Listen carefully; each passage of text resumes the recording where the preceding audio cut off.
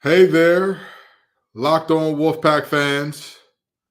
As you can see, Grayson, this team is in a dark place, and Grayson is literally in a dark place right now. We have so much to discuss in terms of this 24-21 nail biter over a team that it may objectively be the worst in all of Power Five this year. Um, we're gonna get some thoughts in here. We're gonna get some reactions in here, and I promise you, we will get around to a lot of your comments. We will get around to as many of them as we can. Um, and so Grayson's tweeting out the link so that we have full coverage to as many folks as possible. But we got some things to talk about. You know, this feels like in I want to say, what was it? Infinity War, when Bruce Banner kept trying to get the Hulk to come out and he just wouldn't do it. And he's like, big guy, we got some things to figure out. That is how Grayson and I are looking at this team right now. Because there's a lot that needs to be figured out. There's a lot that's confusing. There's a lot that it's tough. And I'm going to start off by saying this. Fred Stewart was right. Fred told us not only that Brennan Armstrong wasn't it, but he also said that we had a little bit too much dip on our chip with our amount of confidence coming into this game and coming in believing that we were going to dominate and that this was not going to be a close game. But I'll say this. And then I'll hand the mic over to Grayson for a minute here. We are not a very good team. We are not a good team. To me, at the present moment, we are slightly below average to average. That's just what I see us as. That's just what I see us as right now because it's hard for me. I'd be lying to you. And I've always said, when I get on this show, I'll never tell you about a source I don't have. I'll never tell you about information I don't have. I'll never tell you I feel a way about a team or a coach that I don't. And with that being said, I am not in a point of saying, hey, we're a good team out of this. And also, let me pull up Dennis's comment. Let's also acknowledge every win is like a baby, right? It doesn't matter. It's your baby. It doesn't have to be the prettiest thing in the world, but it's still your baby. There's the reason that the phrase is a face only a mother can love. Because no matter how ugly the baby is, guess what mama gonna say? That's my bouncing baby boy. That's my beautiful baby girl. So I do agree with Dennis that while there is reason to be upset, while there is reason to have lots of not so happy feelings and thoughts right now, there is also very much so a sentiment of we did escape with a W in this game. But I'm going to toss it over to you now, Grayson. Couple things here. One, I am outside. I was so upset at what I just saw, I had to get fresh air. I could not physically stay in my apartment. I had to go outside. The second part of that statement, also my Wi-Fi is down, so I was unable to be on my laptop anyway. But regardless, right. I was going to try and take my laptop outside. I needed to breathe fresh air. I'm not going to sugarcoat it here. I am upset. I understand we won the game. Yeah. And I'm going to start with this because I think I'll get the good out of the way before we go into anything else. We won the game. Yeah. NC State is 3-1. We went on the road. It was an ACC opponent, and we won the game. Mm-hmm. Now, I say that to say we should feel embarrassed. We should feel embarrassed. The effort we saw on offense, on defense, and maybe even special teams at the end there, if Virginia didn't help us out with a penalty, I think we should feel embarrassed. Right. Virginia, we said this all week. Virginia is not a good football team. They are objectively one of the worst football teams in the country. We made them look like they could possibly compete for something of matter in the ACC this year. Absolutely. That cannot happen. That cannot happen. Listen, I was the guy. Look, hand up. My hand is up. Before the season started, I said Brennan Armstrong would be a top 3 quarterback in the ACC this season. I was wrong. Now, listen, we've only played 4 games. We don't know what will happen the rest of the year. From what I have seen, I have no confidence that he will be able to turn this around and able to reach such a level. What I saw from Brennan tonight, we spent a lot of time this offseason talking about, are we going to get 2021 Armstrong? Are we going to get 2022 Armstrong? I don't really know what Armstrong we currently have right now. Yeah. The reads are bad. Yes. The decisions leaving a lot to be desired there. Absolutely. We look lost. We look completely lost on offense. Now listen, I'm gonna take the tin hat off for just a moment here.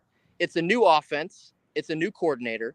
Now listen, they were at the same stop before, a couple years ago. Fine. A couple guys on our team need to learn that offense. Fine. Everything I've heard over the summer is not reflecting in what I'm currently watching now. And that is concerning moving forward. Very concerning. Listen, I was texting a group of my friends during this game here. The effort we put out tonight, if this was not against Virginia, I think we may lose to every other team in the ACC with the game that we played tonight. You roll that out against Louisville next weekend, that's not going to cut it. It simply will not cut it. Yeah. So I'll throw this back to you, Kenton. I'll get off my soapbox here for a couple minutes. And so I've been scrolling through all the comments. I want every comment to get up here, and I want every comment to be seen here. I want everybody to understand that I want everybody to have their shine, everybody to be heard here. I am very much so in the camp of, I don't think that we have the time to wait around and play around with this Brennan Armstrong experiment any longer. I don't. It's extremely hard to defend. I will concede you there. I am a firm believer. I've always said this on the show, and I stand by this. If we're going to lose, do it with a new regime. If you're going to lose, do it with young guys who will learn and get better from the losses. I'm not dealing with a 6-year guy not being able to understand, oh, no, they're not actually bringing the blitz. They're dropping. So my first hot read may not be there. There were multiple plays where if Virginia has better defenders, if their defenders had been on the jugs machines, there's very simply no way that some of those plays don't end up as pick sixes. The great value Peyton Wilson that they had, number 7 over there. We talked about him earlier in the week. I believe the last name is Jackson. There were multiple plays where he undercut those quick outs because he knew Brennan's not going to read this thing the right way. You're a 6-year guy. Again, I can live with the 6-year guy not having the physical capabilities. I can live with him not being able to make a long quick out throw from one hash mark all the way to the long side of the field. I'm fine with that. I'm not fine with you making terrible reads.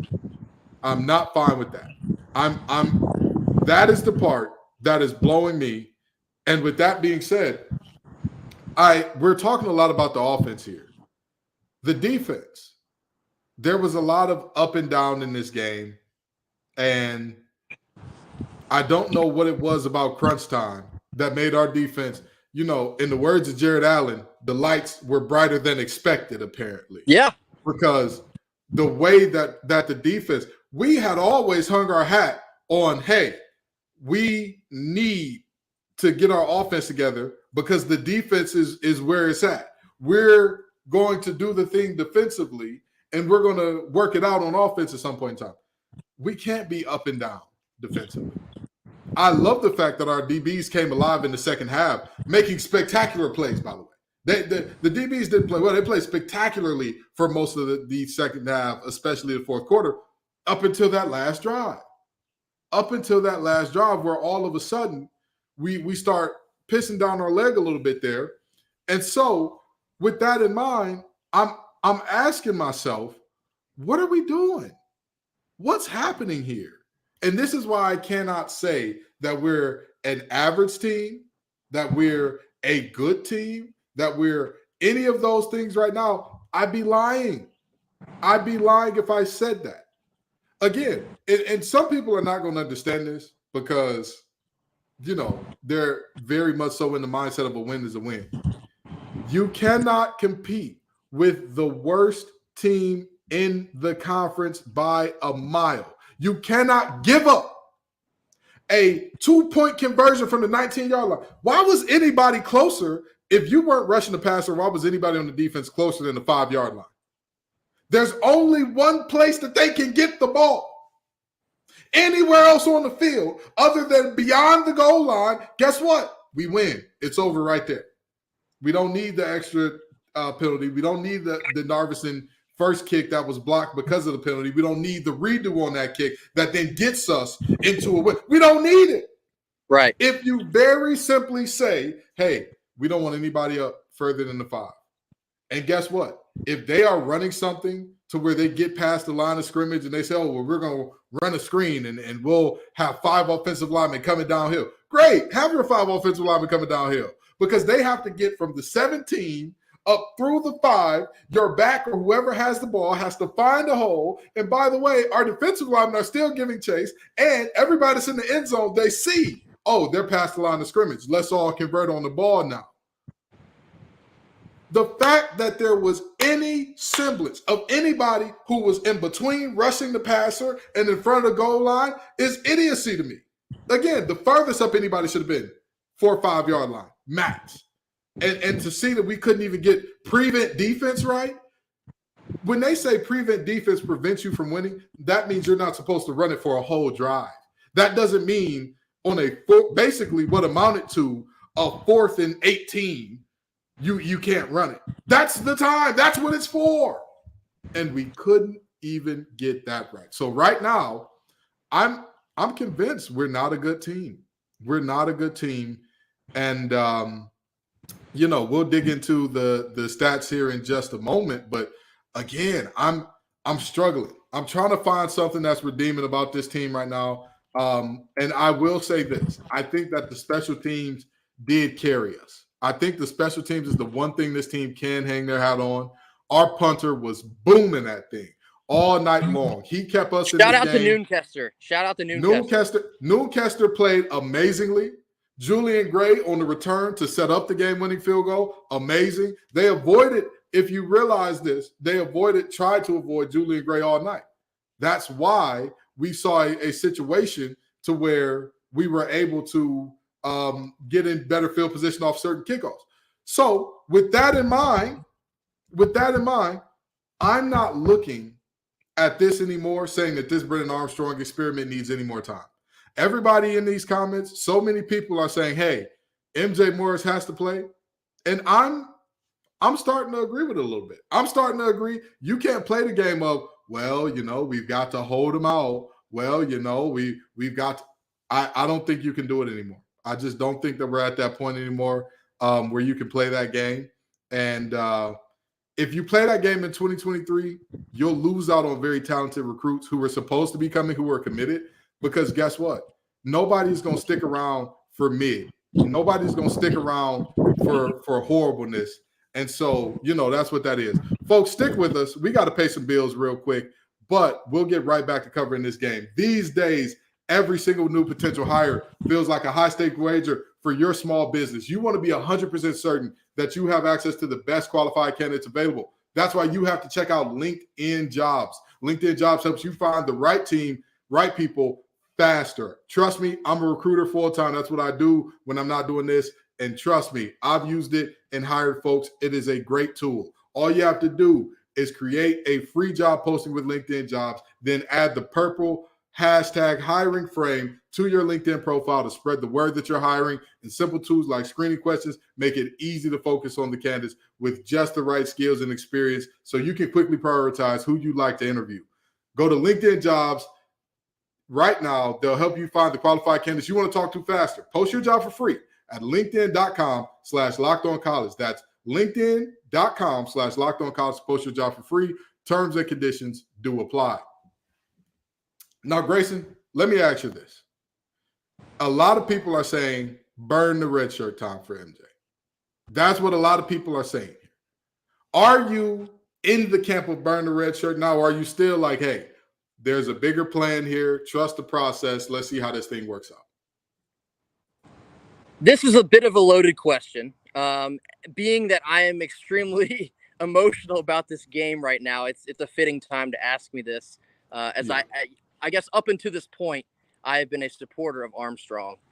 Through 4 games, he's become nearly indefensible, and it's tough to just lay it out like that. But facts are facts. Like we said, just on today's show here, on Friday's show, we're going to call a spade here. That's what we do. Yeah. We'll never, stray away from that. He has not been as advertised. It almost feels like UVA sold us a lemon, so to speak. But I have expected a lot more from Armstrong. And so because of that, because we have not gotten it here through 4 games, I think the conversation at the very least is now completely warranted. It is completely warranted. Now, listen, I still hold on to the idea that I think the MJ Morris, I guess, I don't want to call it propaganda, the MJ Morris agenda here, I think it's still a little bit premature. We only saw him play in 1.5 complete games last year. Now, albeit he looked good in those games, if you exclude the Boston College loss, I still think there's still a lot of variable there in MJ. Now, on the flip side of this here, you have to think that he would provide some sort of spark that we are simply just not getting from Brennan Armstrong. You have to think that a bit of a different look in this offense could change things, even if it's just a slight bit. Able to continue drives a bit more effectively. I think it's worth a conversation at the absolute least. Now, circling back here, maybe even, I don't want to change the subject here because I think that is a potent conversation. I want to call into attention some of the comments I've seen here flashing across. So many of you have been tuning in with us, so thank you so much for joining us here. The first one here, I believe it was, the last name was Mortensen. He said the only reason that UVA was in the game was because of number 4 on Virginia. I think that's interesting, right? This week we mentioned this game had the potential to look a bit, okay, there it is on the screen. This game had a bit of potential to look like the Boston College loss last year. Now, if you remember correctly, I think Kent knows where I'm going with this. Yeah, I know exactly where you're going with this. There was a receiver on Boston College that also wore the number 4 by the name of Zay Flowers. Yeah. Did we not warn you that this was a possibility tonight? Now, listen, we gave our predictions. We did not see this game going like this. But we told you if we played with our food tonight, it could turn out a lot like that. And here we are needing a gift from Virginia to walk out of this game by a 3-point field goal there. And even then, I mean, a couple penalties from Virginia there as that fourth quarter waned down there. Gifts. Absolute gifts. NC State should feel lucky to leave this game with a win here. And at this point, because I'm ranting, I forgot the other comment that I wanted to address. But listen, something else, I think you cannot only harp on the bad without touching on some of the good. Yeah. Kevin Concepcion. KC is a baller. He's a dude. He can get it done. A D-A-W-G dog. Yeah. And I am over the moon excited for his future here in Raleigh. But listen, we have got to be able to get the ball in his hands. Yeah, but I want to take it a bit further. Because I've seen multiple, folks saying, "Hey, let's talk about the freshmen. Thanks to the freshmen and all that good stuff." Absolutely, let's talk about the freshmen. Where was Juice Marine tonight? I have asked and begged and pleaded all year for our tight ends to be more prominently featured. What's going on? And here's the thing. And I know we're going to wrap this up in about 5 minutes or so because I know Grayson has to jump. He has to, has things he has to get handled. We'll call it technical difficulties. My phone battery's running dead. Yeah, technical difficulties and whatnot. But the reality is very simple here. We're looking at this thing and we're saying to ourselves, all right, KC is a dog. He had a hellified game, 6 receptions, 116 yards, 2 tutties. Absolutely. That'll work. That'll get it done, brother, every time and twice on Saturdays. But where's everybody else? Do you know how many total yards we had receiving in this game? Well, if KC had 116, I'm going to say it was probably around like 160-ish. 180. Okay, outside of KC, we caught for a total of 64 yards. What is going on? What are we doing? And the thing is, everybody keeps saying, "Hey, it's not just Brennan Armstrong. The offensive line ain't great." I'm sorry to tell you, did we not? What was the one thing I said this team was good at all week, Grayson? What was the one thing that I said defensively? You cannot do this, or they will get after you. Oh, you're putting me on the spot. Was it? I said get in the third and long. Yep, get in the third and long and let their speed package get on the field. That's right. We were averaging 5 yards per carry in the first half. And then all of a sudden in the second half, we get tentative and we want to run the ball horizontally instead of vertically. No, their linebackers look good in coverage. Okay, so what do you do with linebackers that are good in coverage? Well, I'm going to see how you're good at backpedaling. Well, I'm going to see how good you are coming forward. I'm going to see how you can act when I got a 320-pounder sitting in your lap saying, "Hey, brother, let's have a talk. Let's see how well you get off that block." And we just didn't get that done. And so I'm very much so wondering, some of the guys that went missing tonight. We've talked about the tight end room ad nauseum. We've talked about getting Chris Tootle involved. We've talked about Juice Vereen and what a dude he is. We've talked about it multiple times. We saw against VMI the intentionality in getting Trent Penix the ball. It just wasn't there tonight. So, there's a lot to be said about this game. Like you said, a win is a win, and we'll take the win. We're about to shut this thing down, but there are many conversations to be had coming out of this.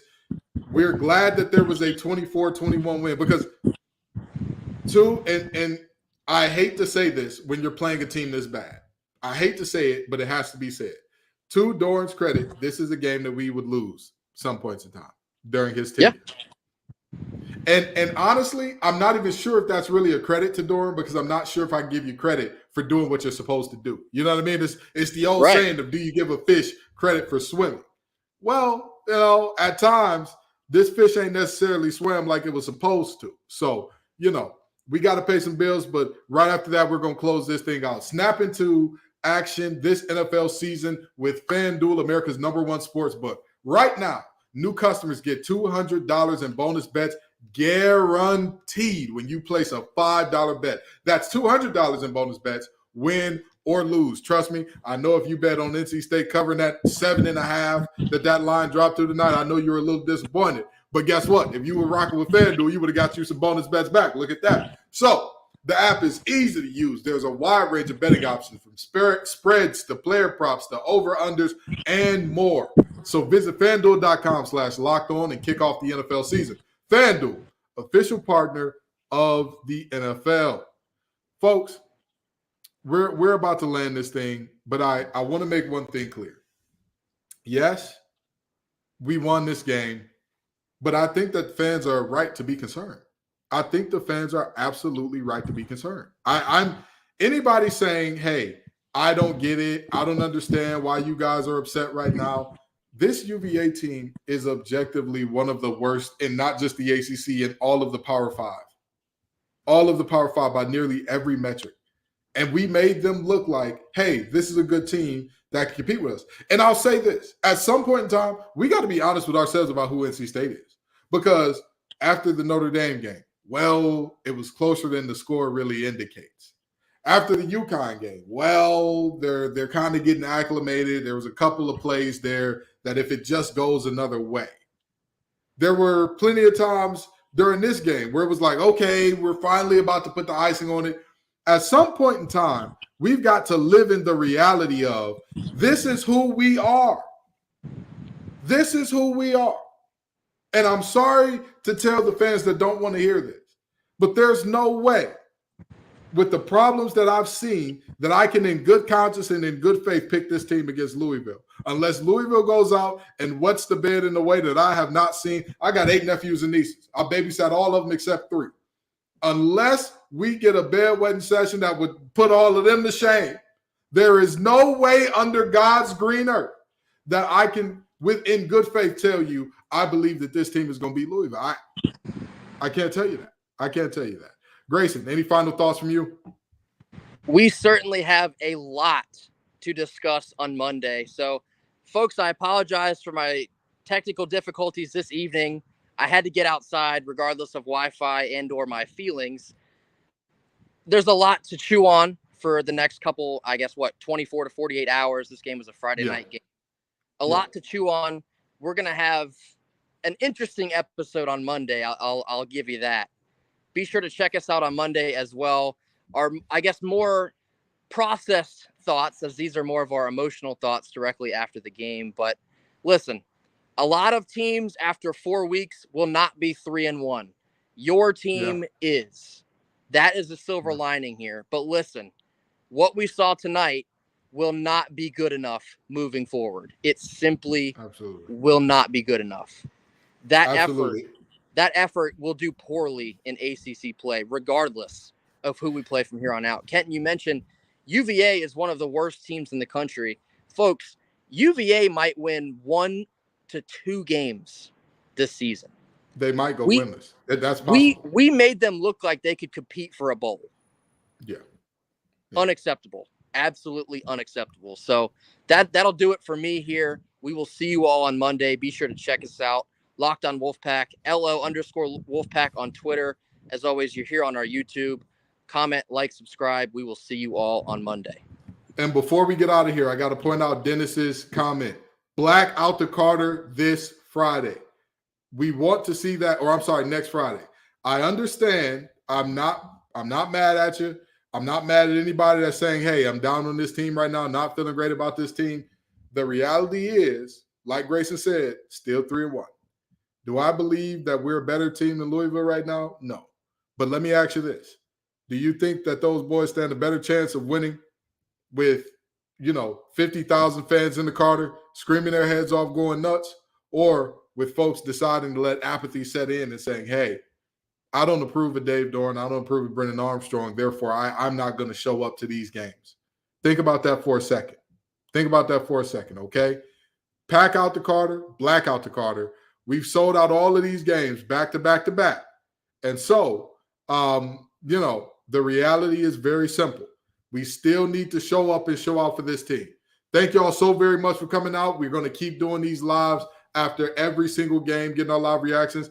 I'm sorry to anybody whose comments did not make the cut. I've tried to get in every comment to get at least 2 to 3 seconds on screen so that everybody knows how folks are feeling and whatnot.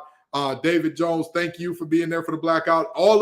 Everybody who's here today, thank you for showing up. All of y'all who are going to be at the blackout, thank you all for still supporting and showing up for this team. We will have a more thought out, we will have a more in-depth episode kind of breaking down some of the plays and breaking down some of the things that we saw during the game. But until then, as always, go Pack.